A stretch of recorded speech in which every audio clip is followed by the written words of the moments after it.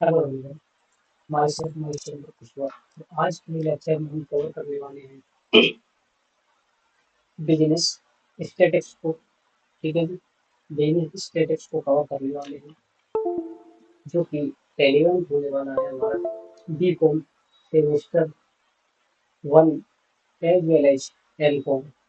या फिर हम बात करें स्टेट बोर्ड के जो एग्जाम होते हैं उसमें स्टैटिक्स आ जाता है। तो यही बेसिक्स चीजें हम जो यहाँ पर करने वाले हैं, ये हमारा पार्ट थर्ड है, जिसमें कि नेचर ऑफ स्टैटिक्स हम पढ़ेंगे।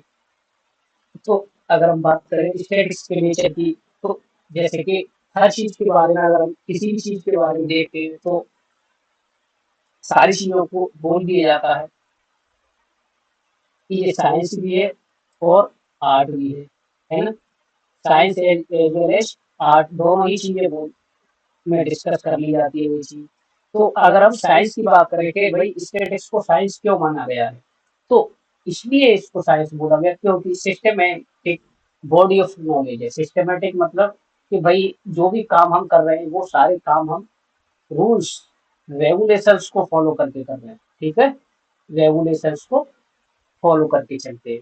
It study cause and effect relationship and attempt to make generalisation in the form of scientific principle और लॉ। कि देखो, जो साइंस के प्रिंसिपल्स हैं, ये जो लॉ है, उसके अकॉर्डिंग हम किसी भी चीज को जो है वो स्टडी करते हैं। तो इसलिए इसको साइंस बोला गया। Science in short is like a light house that give light to ship to find out their own way but doesn't indicate the direction in which they should go। कि ये हमें डायरेक्शन नहीं देता, ये हमें क्या बताता है, ये हमें फाइंड आउट करता है कि किस वे से कौन सा काम हमें करना है, तरीका बताता है। एक तरीके से हम कहते हैं कि किस मेथड से कोई भी काम करें, है ना, तो वो जो है अच्छा होगा। तो उसी चीज की बात यहाँ पर कर ली जाती है। अगर हम अदर शब्दों में देखें तो science statistical method are also use to the answer question. कि क्वेश्चन का आंसर देने के लिए ही हम स्टैटिक्स के मेथड को जो है अप्लाई करके चलते हैं। How an investigation should be conducted. तो कैसे हमने इन्वेस्टिगेशन, एक किसी इन्वेस्टिगेट मतलब जो रिसर्च करी हमने, इन्वेस्टिगेट करना किसी चीज को, बात करें तो फाइंड आउट करना। ठीक है, फाइंड आउट करना,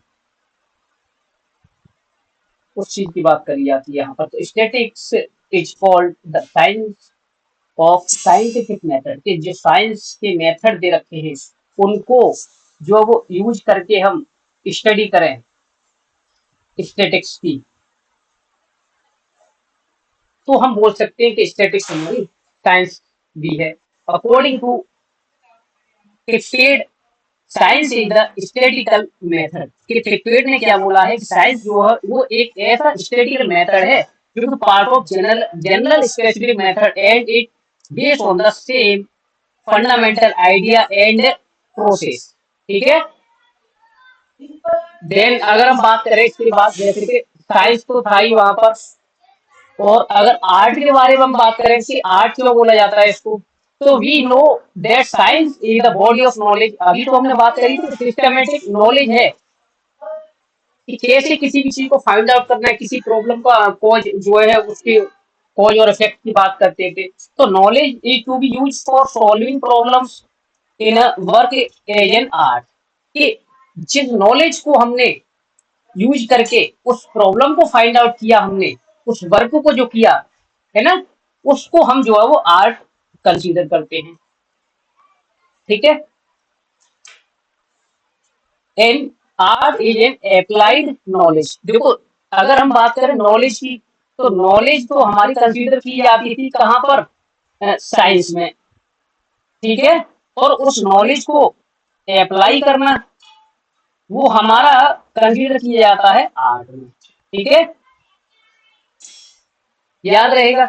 इसके it refers to the skill of handling facts so as to achieve the given object. कि जो हमारा उद्देश्य है, जो हमारा ऑब्जेक्ट है, कैसे हम उसको अचीव कर सकते हैं उन फैक्ट के बेस पर, है ना। It is concern with the way and mean of presenting handling data. Data को प्रेजेंट करना, हैंडल करना, उसको making inference logically and draw the relevant conclusion. कि अपना जो कंक्लूजन है उसको भी हमें प्रेजेंट करना होता है ना। तो आर्ट जो होता है वो aspect of statistical tell how to use statistical rules and principle to study the problem, find their solution. कि जो प्रॉब्लम्स है हमारी, जो प्रॉब्लम्स है हमारी, वो तो हमारी साइंस के अंतर्गत जो कंसीडर कर ली जाती है कि उन प्रॉब्लम्स को हम कैसे फाइंड आउट करते हैं। तो रूल्स और प्रिंसिपल की जब हम बात करते हैं तो रूल और प्रिंसिपल तो हमारे कंसीडर कर लिए जाते हैं साइंस में, लेकिन उन प्रॉब्लम्स को फाइंड आउट करना, उन प्रॉब्लम्स का जो सॉल्यूशन फाइंड आउट करना है ना, solution to the problem, solution to the problem, ये हमारा आर्ट के अंतर्गत कर लिया जाता है। ठीक है। उसके बाद अगर हम बात करें तो साइंस और आर्ट दोनों क्यों बोला जाता है इसको, कि आफ्टर इतने टाइम हमने साइंस के बारे में पढ़ा, हमने आर्ट के बारे में पढ़ा, it is use not only to gain knowledge, कि ये इसलिए यूज नहीं किया था कि हमें यहाँ से नॉलेज गेन करनी है, but also to understand, knowledge के साथ साथ हमें वो फैक्ट, हमें अपना कंक्लूजन भी ड्रॉ करना होता है। ठीक है। If the science is knowledge, अगर साइंस एक नॉलेज है तो आर्ट उस काम को करने का एक तरीका है कि action of work, action of work. ठीक है। Looking from this angle statics में also be regarded as as art. ठीक है, याद रहेगा।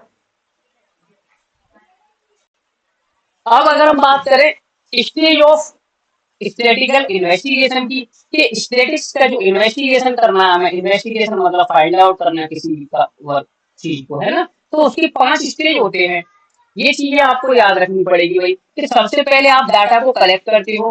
भाई हमें कोई जानकारी चाहिए तो उसका डाटा कलेक्ट करेंगे, देन डाटा कलेक्ट करने के बाद उसको ऑर्गेनाइज करेंगे। ऑर्गेनाइज मतलब कि उसको एक सिस्टमेटिक तरीके से हम जो है वो प्रेजेंट करेंगे, रखेंगे अपने पास, है ना। उसके बाद ऑर्गेनाइज करने के बाद आप प्रेजेंट कर देंगे। ऑर्गेनाइज में जैसे कि मेल का डाटा अलग रख दिया, फीमेल का डाटा अलग रख दिया हमने, तो ये तो ऑर्गेनाइज कर दिया हमने, है ना। और उसके बाद प्रेजेंट कर देंगे भाई उसको, हम प्रेजेंट करने के बाद उस पर स्टडी करते हैं, एनालाइज करते हैं और उसमें अपनी इंटरप्रिटेशन दे देते हैं। जो कि बात करें कंक्लूजन की, ठीक है। अब एक एक करके इनको भी स्टडी करते हैं कि कलेक्शन का मतलब क्या होता है। Collection is the primary step होता है किसी भी स्टैटिकल स्टडी का, and the data should be collected with the care by the investigator. Investigator कौन होता है, जो डाटा को कलेक्ट करता है, डाटा कलेक्शन जो करता है उसको बोलते हैं इन्वेस्टिगेटर। ठीक है। तो if the data draw can never be reliable, अगर हमने जो डाटा कलेक्ट किया है वो अगर रिलायबल नहीं है, कैसा, अगर वो रिलायबल नहीं है तो existing problem or unpublished source of collection, organization, represent, analyze, interpretation else may be collected by the investigator himself। ठीक है जी। तो कलेक्शन में तो ये सारी चीजें थी। वहीं अगर हम बात करें कलेक्शन के बाद का हमारा स्टेप, तो कलेक्शन के बाद करते हैं उसको ऑर्गेनाइज, कि डाटा जो हमने कलेक्ट कर लिया है पब्लिश्ड सोर्स से are the generally in organise from, however, larger mass of figures that are collected from the survey free inquiry needed organization। ठीक है। तो यहाँ पर ऑर्गेनाइज करते हैं उस डाटा को, जो भी हमने डाटा कलेक्ट कर लिया था। वही अगर डाटा कलेक्ट करने के बाद की हम बात कर रहे हैं, जैसे कि ऑर्गेनाइज करना, तो ऑर्गेनाइज हम 3 तरीके से करते हैं। एक तो उसमें हम एडिटिंग की बात करते हैं, एक क्लासीफाई की बात करते हैं और एक टेबुलेशन की बात करते हैं।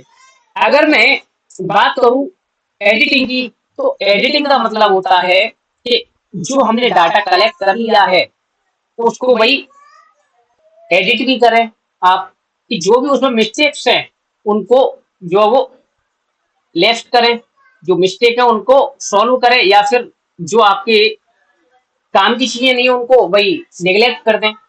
इनकंसिस्टेंसी है अगर उसमें, या फिर इनरेलीवेंट आंसर भी है, या फिर रॉन्ग कंप्यूटेशन है उसमें, तो उसको हम भाई फिर से सर्वे करेंगे उस चीज पे, है ना, और उसको करेक्ट करेंगे, एडजस्ट करेंगे। ये तो एडिटिंग का काम होता है। वहीं अगर मैं क्लासिफिकेशन की बात करूं, तो क्लासिफिकेशन का मतलब होता है कि process of arranging data according to some common characteristic process by item constituting the data.